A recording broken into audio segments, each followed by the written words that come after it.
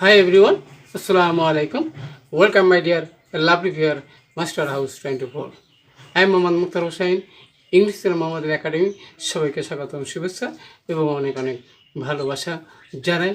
তোমরা যারা এসএসসি 2024 সাল ফাইনাল পরীক্ষা দেবা এবং তোমরা যারা ক্লাস 12 ক্লাসে রয়েছে সবারই এমন একটি ইম্পর্টেন্ট টপিকস রয়েছে যে বিষয়টি আমাদের সবারই জানার দরকার।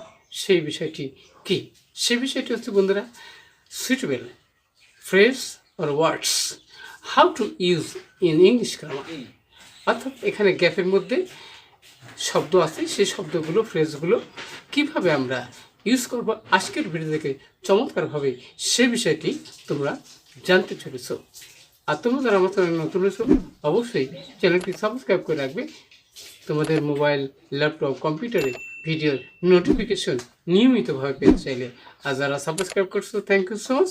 So no more talk, now go to our whiteboard that will understand to discussion suitable words or phrase how to use in English grammar. So get start. Hello my dear lovely viewers, আমরা বলছিলাম suitable phrase words how to use in English grammar in the gap. তাহলে এখানে আমাদের তোমরা যারা HSC final exam দেবা 2024 অর্থাৎ 2024 সাল, আমরা 10 মিনিটের মধ্যে 5 in 5 তোমরা অবশ্যই 100% যে কোনো পরীক্ষায় পাবা।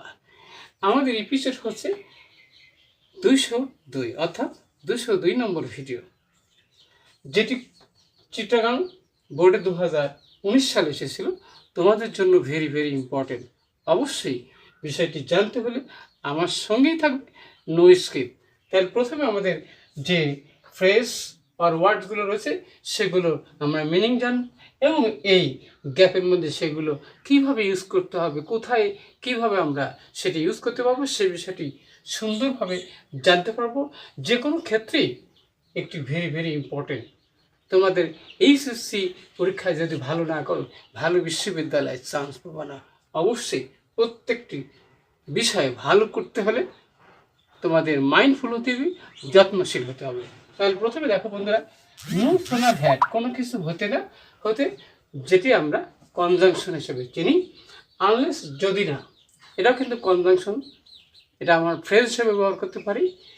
আরও বন্ধুরা এখান থেকে হোয়াট ডাস লুক লাইক কিসের মতো দেখায়।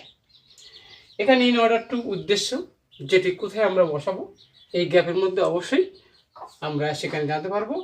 অ্যাজ ইফ মানে যেন, কোথায় আমরা সেটি ইউজ করব। হোয়াট ইফ না হয় কীভাবে ব্যবহার করবো।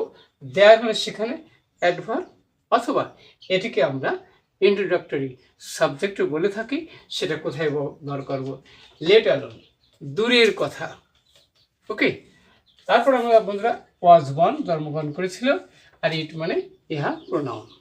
তাহলে এই শব্দ ফ্রেজগুলো আমাদের গ্যাপের মধ্যে আমরা অবশ্যই যত্ন সহকারে আমরা লক্ষ্য করব, যাতে আমরা যে কোনো পরীক্ষায় 5 in 5 অবশ্যই তোমরা ফাইনাল পরীক্ষায় এই বিষয়টি তোমরা কনফার্ম পাবাই।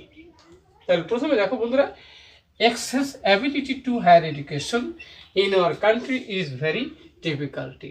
আমাদের দেশে উচ্চশিক্ষা গ্রহণ করা ক্ষেত্রে কত কঠিন। যারা বিশ্ববিদ্যালয়ে অ্যাডমিশনের জন্য লড়াই করছে তারাই কিন্তু বোঝে। আর তোমরা যারা এইচএসসি ফাইনাল পরীক্ষা দিবা অবশ্যই বিষয়টি তোমাদের মাথায় থাকতে হবে, কত ভালো করে লেখাপড়া করতে হবে। তাহলে স্টুডেন্ট মাস্ট ওয়ার্ক হার্ড, ছাত্রদের অবশ্যই কঠোর পরিশ্রম করতে হবে টু গেট দেমসেলফ কি অ্যাডমিটেড ইনটু ইউনিভার্সিটি। তাহলে এখানে আমরা লিখতে পারবো কি ইন অর্ডার টু, অর্থাৎ উদ্দেশ্যে। তাহলে উদ্দেশ্য বোঝালে এখানে আমরা ইন অর্ডার টু ব্যবহার করবো। তাহলে ভালো বিশ্ববিদ্যালয়ে চান্স পেতে হলে অবশ্যই কঠোর পরিশ্রম করতে হবে। যারা বিশ্ববিদ্যালয়ে লড়াই করছে তারাই কিন্তু বিষয়টা বুঝতে পারছে। তোমাদের সময় থাকতে অবশ্যই যত্ন সহকারে পড়ালেখায় মন দাও। এবার বলছে বন্ধুরা, time is very important in our life. জীবন আমাদের সময় আমাদের জীবনের ক্ষেত্রে অত্যন্ত important. I cannot postpone a life, তুমি জীবনে উন্নতি করতে পারবে না। কি আছে এখানে বন্ধুরা? আনলেস মানে কি? যদি না ইউ কি make the best use of time, তোমার সময়ের সঠিক ব্যবহার যদি না করো তাহলে তুমি কি জীবনে উন্নতি করতে পারবে না। স্টুডেন্টরা বেশিরভাগ ক্ষেত্রেই সময়ের সদ্ব্যবহার করে না, যার কারণে পরবর্তীতে ভালো জায়গায় চান্স পায় না, তখন নিজের কপালকে কি নিজের ভাগ্যকে দোষারোপ করে থাকে। তাহলে নেক্সট আমরা বলতে সেটা কি? The student were talking in the class, ছাত্ররা ক্লাসে কথা বলছিল। তারপরে কি আছে এখানে? The teacher enter the class then the stop, তাহলে এখানে কি কনজাংশন বসবে? তাহলে সেখানে আমরা নো সোনার ব্যবহার করবো। নো কি সোনার, নো সোনার হ্যাঁ, অর্থাৎ শিক্ষক ক্লাসে প্রবেশ করতে না করতে ছাত্ররা কথা বন্ধ করেছে, ছাত্ররা কিন্তু কথা চালাচ্ছিল, কথা বলছিল। নেক্সট দেখো বন্ধুরা, হি প্রসিডেড, এখানে ড্যাশ রয়েছে হি নেভার সিন মি, আমাকে যেন দেখেই নেয়। কি যেন? অ্যাজ ইফ, অ্যাজ ইফ মানে কি আমরা জানি যেন, এখানে কিন্তু আমাদের অ্যাজ ইফ আসে। অ্যাজ ইফ মানে যেন, সে এমন ভান করেছে, এমন ভাব করেছিল যে সে আমাকে দেখেই নেয়। হিজ বিহেভিয়ার শক মি, তার আচরণ আমাকে কষ্ট দিয়েছিল। ওকে, তারপর next, the man is very weak, লোকটা খুব দুর্বল। He can not walk a mile, 1 মাইলে হাঁটতে পারে না, এখানে 5 মাইল, 5 মাইল হাঁটার কথা বলতেছে। তাহলে সেখানে কি যে দূরের কথা, তাহলে লেট অ্যালোন মানে কি? দূরের কথা। তাহলে আমরা লিখব কি? Let alone. সেখানে 5 মাইল হাঁটা তো দূরের কথা, 1 মাইল হাঁটতে পারে, সেখানে 5 মাইল হাঁটার কথা, সে তো দূরের কথা নয়, অবশ্যই দূরের কথা। I am in short of time, আমার সময় খুব কম। দি ট্রেন ইজ লেট, ট্রেনে যদি দেরি হয়। তাহলে এখানে আমরা বুঝলাম যে হট ইফ না হয়, তাহলে আমরা লিখব কি? Hot if. ট্রেনের যদি দেরি হয়, আমার তো সময় কম, ট্রেন দেরি করলে আমার কি অবস্থা হবে?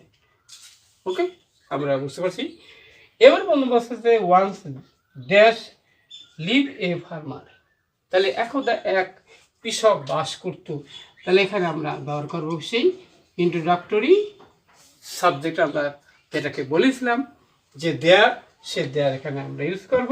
হি হ্যাড 4 সন, তার 4টি কি সন্তান ছিল, তারা কি করতো? ঝড়গা মারামারি করত। ওকে, এবার আমরা বন্ধুরা প্রথমে কিন্তু আমাদের ড্যাশ রয়েছে, এখানে কিন্তু একটা সাবজেক্টের দরকার। তাহলে সাবজেক্টটা কি ব্যবহার করতে পারি আমরা? এখানে আমরা ইট ব্যবহার করতে পারি না, তাহলে ইট ইজ আমরা লিখতে পারবো কি? ইট, আইটি, ইট।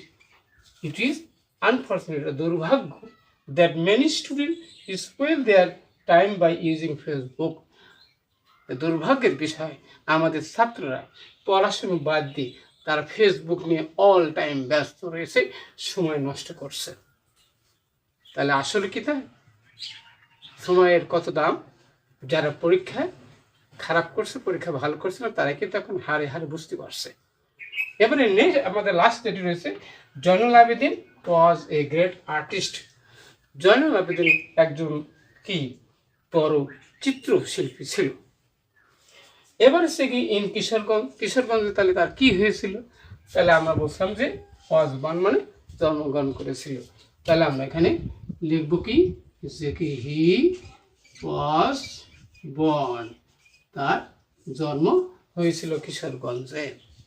তাহলে অবশ্যই আমরা দেখতে পেলাম, বুঝতে পারলাম কিভাবে কি সুইটেবল ফ্রেজ আর ওয়ার্ডস এই গ্যাপের মধ্যে আমরা ইউজ করতে পারি, যেখানে আমাদের অর্থ মিনিং জানা থাকলে যে কোনো পরীক্ষার ক্ষেত্রে তোমরা অবশ্যই ভালো ফলাফল করবা, গোল্ডেন প্লাস পাবা, সে দোয়া এবং আশীর্বাদ করি। ভালো বিশ্ববিদ্যালয়ের চান্স পাও, সে দোয়া এবং আশীর্বাদ রেখে এখানে শেষ করছি। আর কি বিষয়ে ভিডিও দেখতে চাও, জানতে চাও, অবশ্যই কমেন্টস করে জানাবে। সবার সুন্দর এবং সাকসেসফুল জীবন কামনা করে এখানেই বিদায় নিচ্ছি। আল্লাহ হাফেজ।